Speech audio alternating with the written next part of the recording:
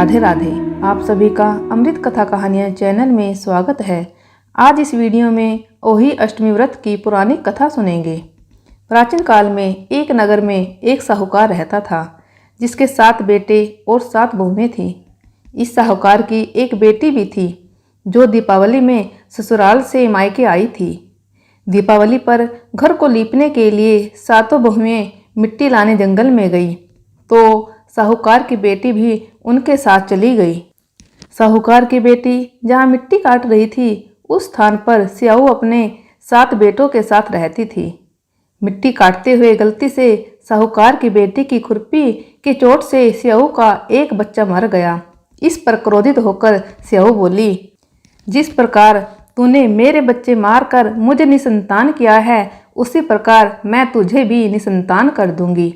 मैं तेरी कोख बांध दूंगी। यह वचन सुनकर साहूकार की बेटी डर गई और उसने अपनी 7 भाभियों को अपने बदले कोख बंधवाने के लिए कहा, परंतु उसकी सभी भाभियों ने मना कर दिया। सबसे छोटी भाभी ननद के बदले अपने कोख बंधवाने के लिए तैयार हो गई। इसके बाद छोटी भाभी के जो भी बच्चे होते, वो 7 दिन बाद मर जाते थे। हर साल जब भी अहोई अष्टमी का व्रत आता, उसकी सभी जेठानियां व्रत करती, कथा सुनती और अपने संतान की लंबी उम्र की कामना करती, तो दूसरी ओर छोटी बहू अपने घर में रोया करती। ऐसे ही समय बीतता गया। एक दिन उसने एक पंडित को बुलाया और इसका समाधान पूछा, तो वह पंडित बोला कि इस श्राप से मुक्ति के लिए तुम्हें सुरही गाय की सेवा करनी होगी। सुरही गाय स्याऊ की सहेली है। उसके कहने पर यदि स्याऊ तुम्हारी कोख छोड़ दे तो तुम्हारे बच्चे जी जाएंगे। यह सुनकर छोटी बहू ने अगले ही दिन से सुरही गाय की सेवा करना शुरू कर दिया। वह प्रतिदिन सुबह तड़के उठकर उसका गोबर आदि साफ कर देती, उसे चारा डाल देती और साफ पानी भर दिया करती थी। सुरही गाय ने सोचा, ये सुबह सुबह मेरी सेवा कौन करता है, इसका पता लगाना होगा।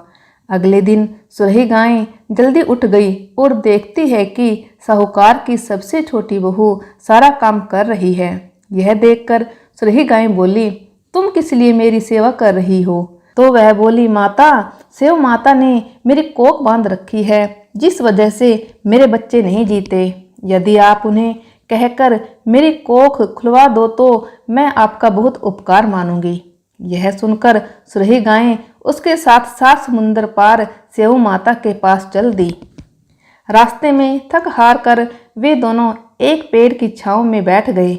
जिस पेड़ के नीचे वो दोनों बैठे थे, उस पेड़ के ऊपर गरुड़ पंखनी का घोंसला था, जिसमें उसके छोटे छोटे बच्चे थे। थोड़ी देर में साहूकार की छोटी बहू ने देखा कि वहाँ एक सांप उन बच्चों को खाने के लिए आया है। यह देखकर छोटी बहू ने उस सांप को मार डाला। जब गरुड़ पंखनी वहां आई तो उसने वहां खून बिखरा हुआ देखा, जिसे देखकर उसे लगा कि छोटी बहू ने उसके बच्चों को मार दिया।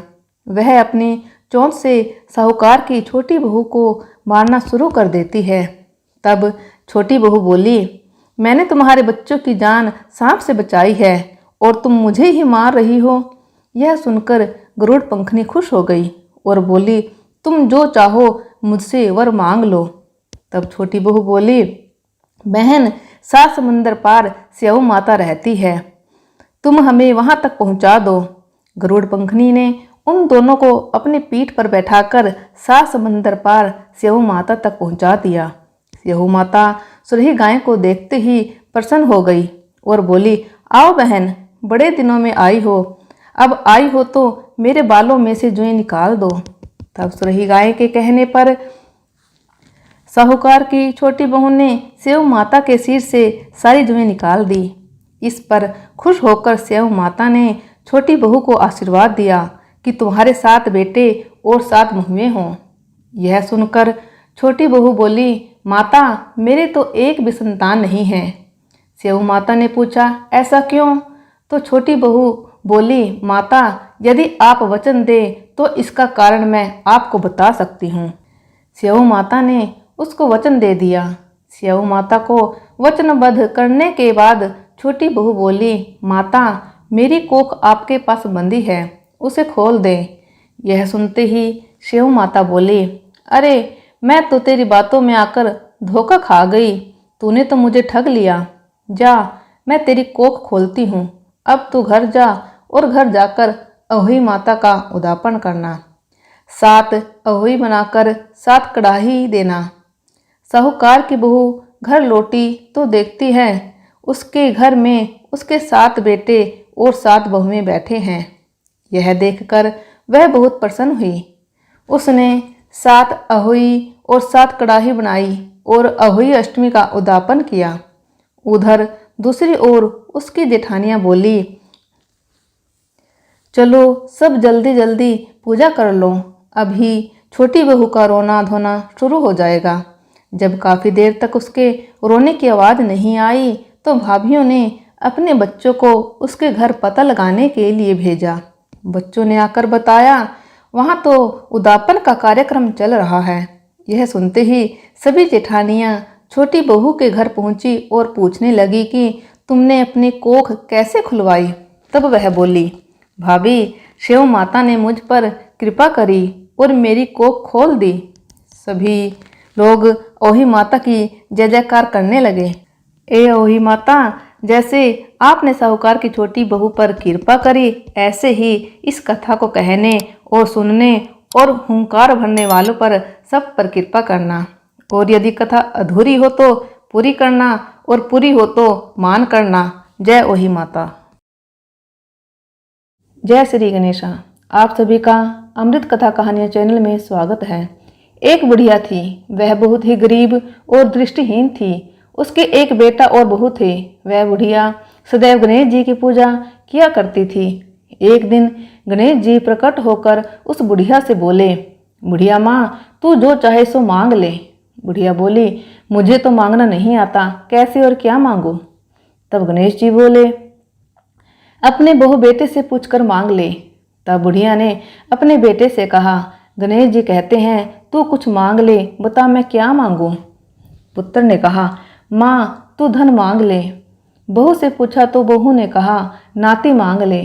तब बुढ़िया ने सोचा कि ये तो अपने अपने मतलब की बात कह रहे हैं।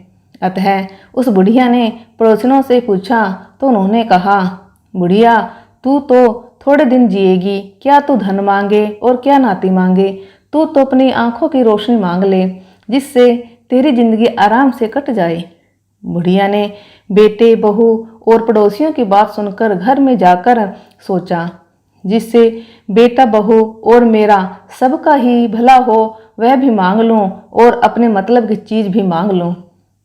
जब दूसरे दिन गणेश जी आए और बोले, बोलो बुढ़िया माँ, क्या मांगती है। हमारा वचन है, जो तू मांगेगी सो ही पाएगी।